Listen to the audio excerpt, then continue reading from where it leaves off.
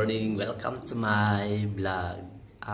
First of all, thank you so much for watching my videos, supporting my videos, and most especially sa pag-support nyo doon sa isa pang karakter na ginagampanan ko si Dorothy. Medyo, challenging.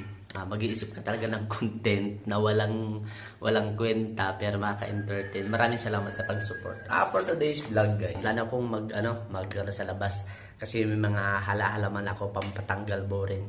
So ayun guys, andito ako sa labas ng bahay namin. Tapos yung mga halaman na to, nandito to dati. Sa baba may diyan, may mga kahoy. Pinagpatuan ko ng halaman. Tapos tinaas ko yung iba. Ayan, nilagyan ko ng alambre para hindi mahulog kasi medyo mahangin dito. Tapos yung mga kahoy, nilagay ko sa harap ng bahay kasi itataas ko doon sa bubong dahil gagawa ako doon ng lagayan ng halaman. Ayan yung mga halaman doon sa sinasabi ko guys na nilipat ko ulit dito sa labas. Kasi bukod sa gagamitin ko yung kahoy na mamayat na kasi sila. Dahil hindi na sila naarawan. Ito naman yung kahoy na akyat ko dun sa bubong.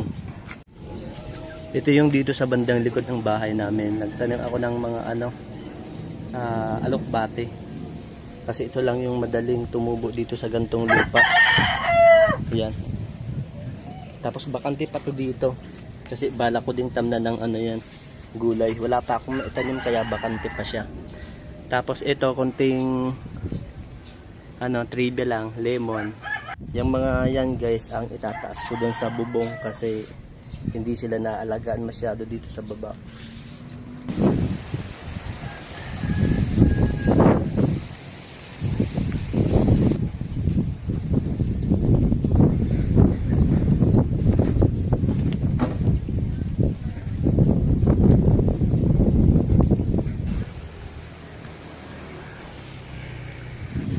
Ang hangin guys, nakakatakot magtaas ng mga kahoy. Ayan, tapos ko lang tinaas yung mga kahoy guys. Ang gagawin ko naman ngayon,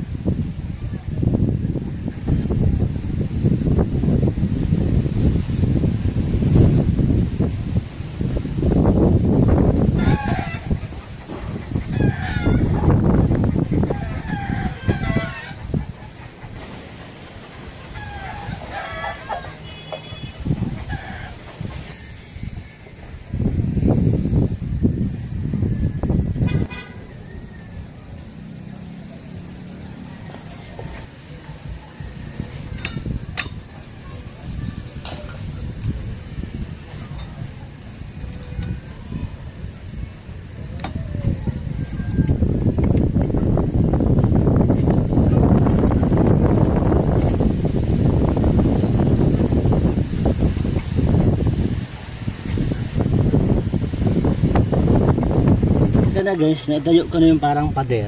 Yan.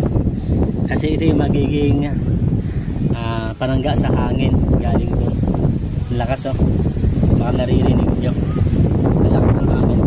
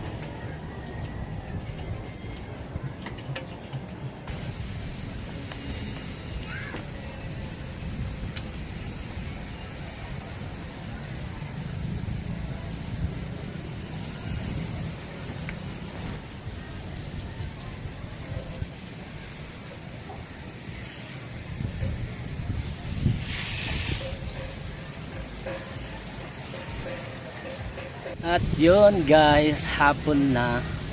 Naghubad na ako kasi wala ng araw. Palugod na yung araw. At ito ang aking finished product. Ayan. Yung dingding ng alam. Tapos parang pag nagdidilig ako, binabasa ko siya para meron ding cool part, parang cool air yung halaman kasi dito sa side andito yung araw. Ayan guys, sili tsaka welcome plant. Tapos dun sa dulo yung alugbate. Tapos di ko alam kung anong halaman to. May bunga na yung sana ba yun? Ito pala yung may bunga na Ayan, pag may gustong gawing sawasawan, ayan, hindi na problema. Tsaka pag magluluto ng tinola, hindi na problema. Marami pa doon sa baba, kaya lang ito pa lang yung tinaas ko. So guys, kaki tayo. Tapos na ako magtrabaho. Hindi pa ako tapos naglinis. Ayos yung mga tabla-tablang hindi ko na ginamit. So ayan guys, ang sarap. Ang sarap ng venue, tapos mahangin. Tapos kikita mo yung taas, yung parang tanawin. Tapos may connection, may halaman pa tayo sa tabi. Tapos may parandillas pa. So ayun, sana nag-enjoy kayo. Guys, isasara ko na yung vlog ko sa part na to. Maraming salamat sa pagsama. Maraming salamat sa panonood hanggang sa huling bahagi ng aking vlog. Ayan ulit yung aking ginawa. Gumawa tayo ng comfort place natin dito sa bubong. Lalo na ngayong summer. Masarap dito pagkahapon at gabi magkape, ganyan. So until next vlog, ito pa rin si Darot. Bye bye.